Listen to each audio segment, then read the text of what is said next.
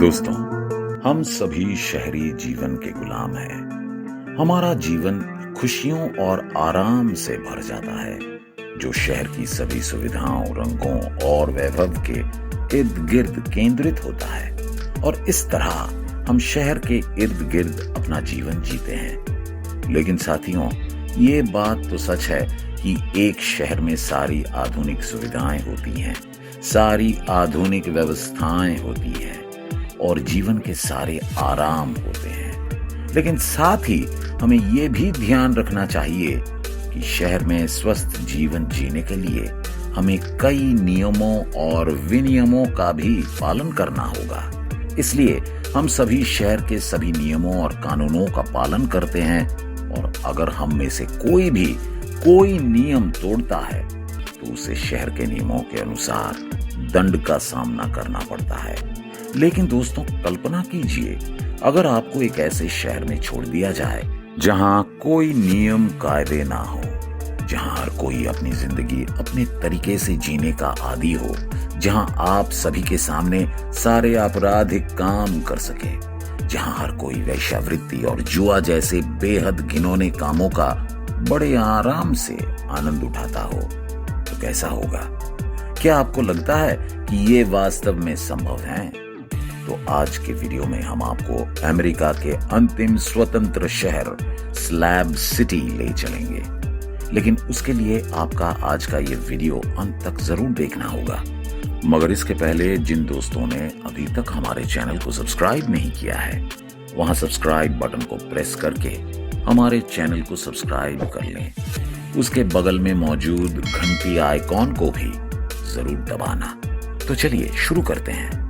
America का slab city दरअसल America के सबसे अमीर राज्यों में से एक कैलिफोर्निया का हिस्सा है।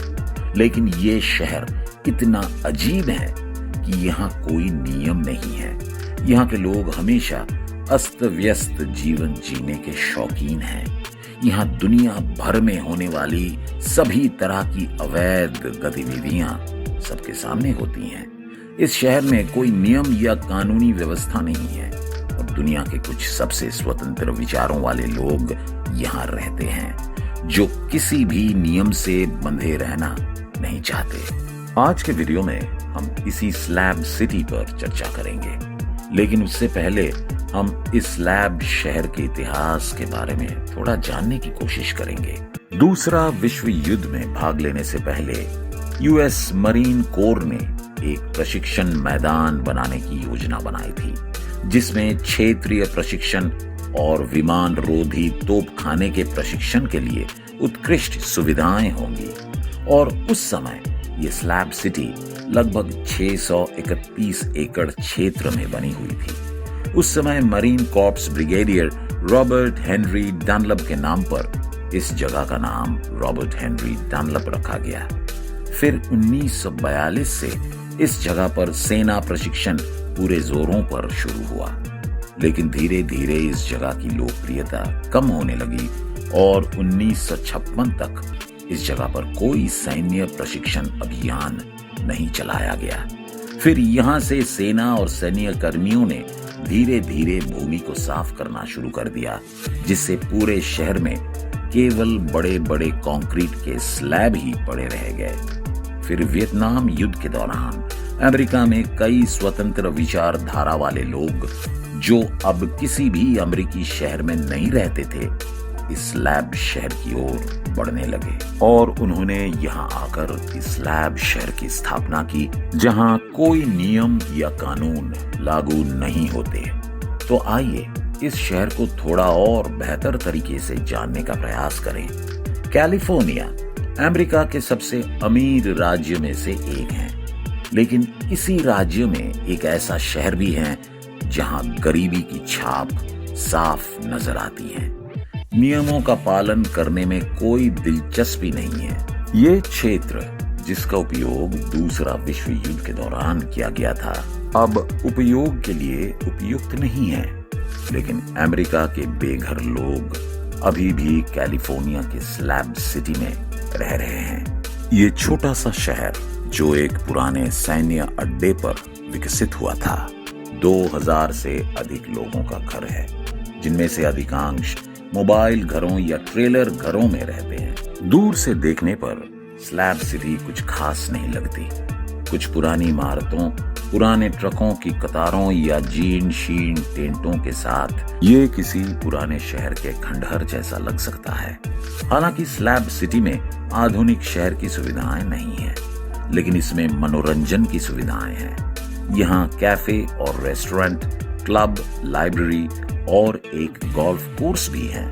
इस जगह का नाम स्लैब सिटी इसलिए रखा गया है क्योंकि ये कैंप साइट द्वितीय विश्व युद्ध के दौरान बनाए गए एक विशाल स्लैब पर बनाया गया था। यहाँ के अधिकांश निवासी शीतकालीन पर्यटकों की तरह केवल शीतकाल बिताने के लिए ही यहाँ आते हैं। ये शहर कोलोराडो रेगिस्तान के मध्य में स्थित है। सर्दियों में यहाँ 2000 से अधिक लोग रहते हैं। गर्मियों में तापमान सहनीय सीमा से अधिक हो जाते हैं, इसलिए उस समय लगभग 150 स्थायी निवासियों को छोड़कर कोई भी दिखाई नहीं देता।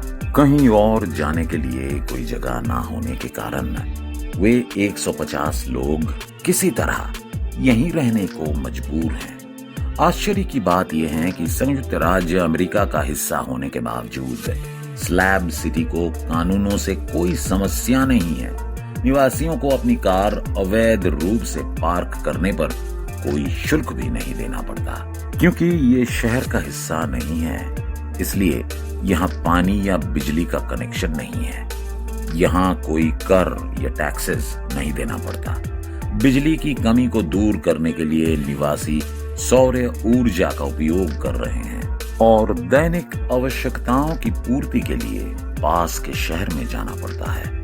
हालांकि स्लैब सिटी में देखने लायक जगह इसका सैल्वेशन हिल है। स्लैब सिटी के स्थायी निवासी इस छोटी पहाड़ी पर बने गड्ढों में रह रहे हैं, जो लगभग 3.5 मंजिल ऊंची हैं। आपको ये जानकर आश्चर्य होगा कि तीव्र गर्मी और बिजली की कमी के बावजूद स्लैब सिटी के निवासी काफी अच्छी तरह से अनुकूलन करते हैं और दिन के समय इस स्लैब सिटी में रहते हैं। लेकिन सूरज ढलने के बाद जब रात की परछाइयां इस स्लैब शहर पर छा जाती हैं, तो हमारे सामने स्लैब शहर का एक अलग चेहरा दिखाई देता है। दरअसल दोस्तों, रात होते ही इस स्लैब सिटी के लोग एक अलग तरह के नशे में डूब जाते हैं। इस समय से इस स्लैब शहर में हर तरह की गैर कानूनी गतिविधियां देखी गई हैं।